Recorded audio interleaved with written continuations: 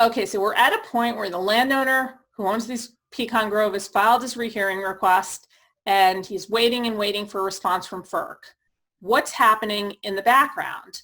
Well, what's happening is that the company is still moving forward with the project, and there's several reasons for that. So first of all, when FERC issued that certificate that you, the landowner, is challenging, that certificate is considered sufficiently final to allow the company to go ahead with construction or with eminent domain. So once the company gets that certificate, if they haven't been able to negotiate an easement agreement, an agreement to use your property, they can exercise the power of eminent domain. So what they'll do is they'll take the certificate and they will usually go to federal court and they'll file what's called a condemnation action, which is basically a lawsuit to take your property.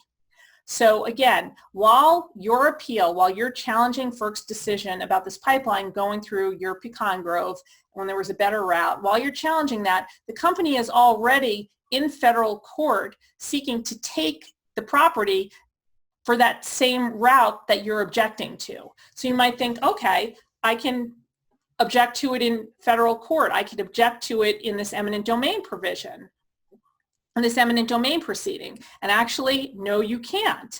Because once the case is in eminent domain, the position that federal courts have taken, and I will tell you there are about 50 or 60 decisions on this, which say that once a company goes to court with a certificate, it doesn't matter if that certificate is being challenged. It doesn't matter if that certificate is conditioned on other events, like on the company getting other permits or getting financing, whether it's conditional, whether it's subject to challenge. Federal courts in eminent domain say all we need to see is that a certificate was granted.